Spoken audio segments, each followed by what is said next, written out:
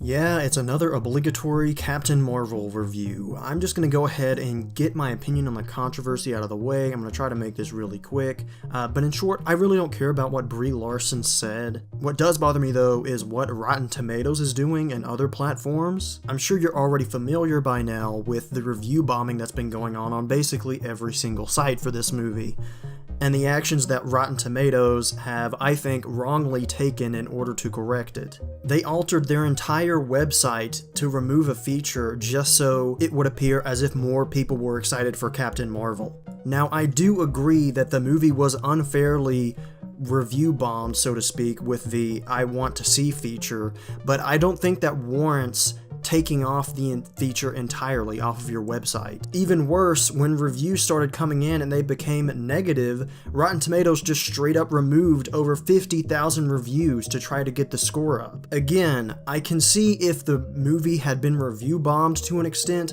but there is no way that they could tell which reviews were illegitimate and which ones were genuinely from moviegoers who didn't like the movie. So at this point, we have an atmosphere where literally you cannot voice a negative opinion on this movie, or else platforms like Rotten Tomatoes and now YouTube, who is now putting negative videos about Captain Marvel down at the bottom of the search results, it's created a atmosphere where you can have a negative opinion of this movie or you'll get censored. And this ties back into an older video I did last year about how Black Panther had what I called virtue hyping backing it, which basically means that it doesn't really matter how good or bad the movie is. The fact that it can be used for political gain is all that matters, and that's all that matters to these political advocates and these bigwig corporations who are trying to get brownie points with them. For a long time, I didn't think this controversy was as bad as the 2016 Ghostbusters controversy, but after the actions taken by Rotten Tomatoes and YouTube, yeah, I think it's gotten that bad. However, unlike last year with Black Panther, that controversy was mainly centered around just the conversation around the movie in general, and the movie itself was actually pretty politically neutral regardless of the controversy surrounding it. Captain Marvel is not that way at all. It's actually Marvel's first political film, and unfortunately the political messages here are done pretty terribly. There are obligatory, enforced, and terribly executed scenes where bad male stereotypes tell Captain Marvel that she can't do something. It's just really stereotypical with really bad dialogue, and it was really cringy to watch, and it was very blatant and on the nose what they were trying to say. It also has a really blatant and obvious message about immigration that was not only really sloppy, but completely out of left field. The movie totally changes directions about 2/3 of the way in to, have this message about border immigration. But even if you ignore that, the movie really isn't all that enjoyable. Mainly because Captain Marvel in this movie is not portrayed as a very good character. All I really want from these standalone Marvel movies is for them to make me want to see them in the team-up movies. I want to like whatever the central character of the movie is, whether that be Thor or Captain America or whatever, so that when I see them in the Avengers, I'm excited, for whatever happens. This movie did not do that. And the reason she's not a likable character is because they were so concerned with making Captain Marvel this feminist icon that they, in the process, forgot to make her a likable character. Let me illustrate something for you. Captain Marvel acts like that kind of feminist that I'm sure you've met at least one time that tries to act like she's really, really tough, but as a result, she just comes off as really insecure and unsure of herself, and actually, ironically, makes herself look a lot weaker. That's the way Captain Marvel acts in this movie, only it's unironic and they don't address it at all. Other people have pointed out the fish out of water scenes that are usually played for humor in movies like Thor, where, Thor, haha, he doesn't know how Earth works, and Captain Marvel, they try to make fun of the people on Earth, like, oh, you don't know what a Skrull is? Oh, wow, you're dumb. It's like, that's not likable. That just makes Captain Marvel look like a fucking bitch. This movie's definition of a strong female hero is someone who belittles people and doesn't even have any self-awareness or doesn't even acknowledge her own mistakes or flaws. You can have a flawed character and still have them be an icon to look up to. Spider-Man is a flawed character. That doesn't mean that little kids can't look up to him. Top all of this off with the fact that Captain Marvel basically has no personality. There is no charming personality traits that she has. Her one personality trait is talking shit to people and belittling them.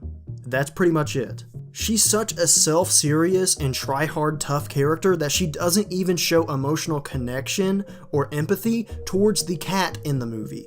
Nick Fury has more on-screen time with this cat and appears to enjoy this cat more than Captain Marvel. She barely even looks at the thing.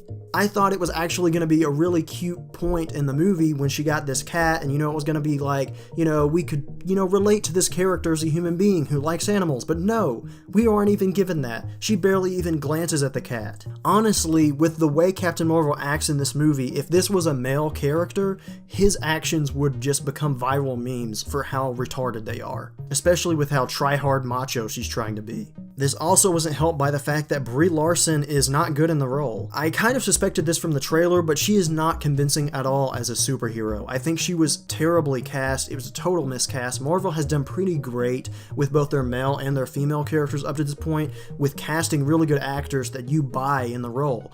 Brie Larson is the first chink in that armor. I do not buy her at all as a superhero. Don't get me wrong, again, it has nothing to do with the controversy and the things that she said. I don't really have any ill will towards her as an actress. I think she's a good actress. I don't think she's just fit for this role. I think there are several actresses who could have done a better job than her in this role. But even if she's not convincing as a superhero, she can still give a good performance, right? And that's where the real problem comes in, because there are scenes in this movie where her performance is legitimately terrible, and most of the other scenes, she's just passably okay. And then, to get even worse, a lot of the dialogue she's given is really bad. I'd say about 30 to 40% of the dialogue in this movie is really, really bad. Unlike in most Marvel movies where if it doesn't have anything else going for it, at least it's funny, I felt that most of the humor in this movie felt really forced and awkward, and it just didn't really work for me. The action in this movie is also some of the worst action in an MCU movie ever. The action is shot very poorly, it's very shaky and quick-cutty, and it's obviously to cover up the fact that Brie Larson has no fucking idea how to fight. From my understanding, she did go through some training like judo and stuff, but obviously she wasn't familiar enough with fighting, or else her stunt doubles or her other cast members or something went wrong, because they were obviously trying to cover up the fact that somebody did not know how to fight.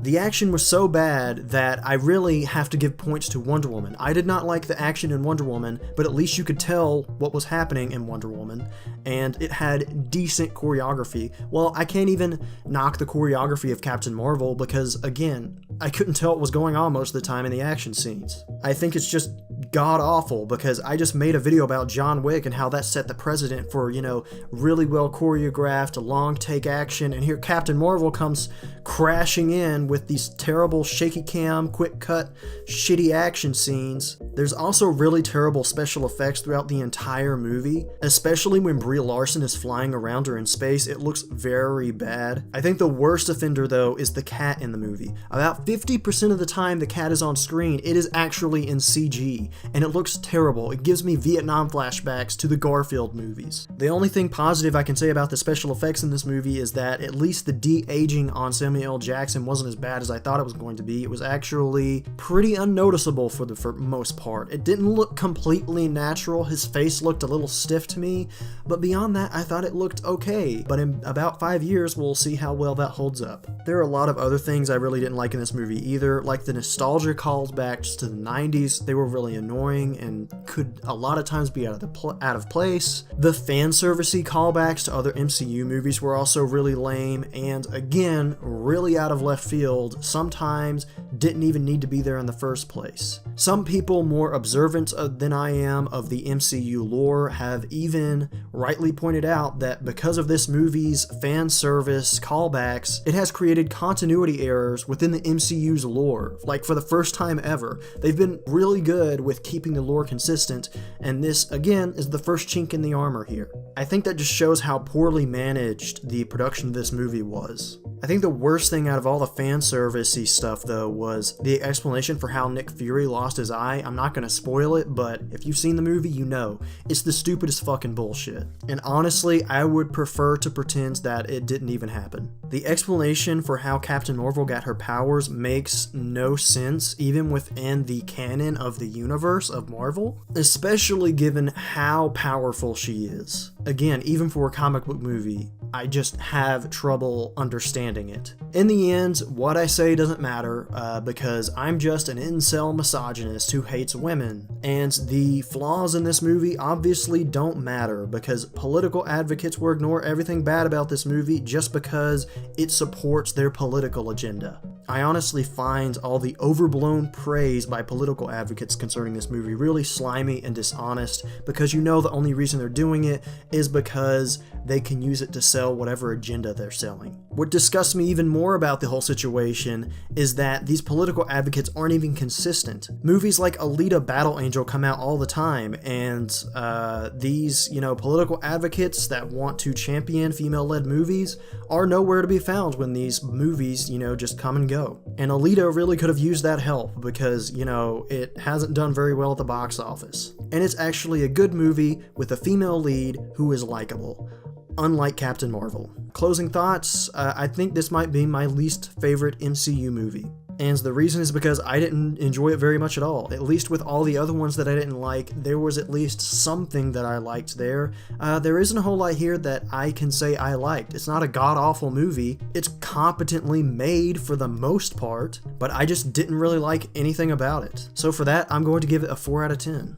Really disappointing because, again, the controversy didn't necessarily affect my opinion of the movie itself, and I was really hoping that I would like it and that it would make me like the character of Captain Marvel, but it didn't. I'm just hoping that her character is a lot better executed in Endgame.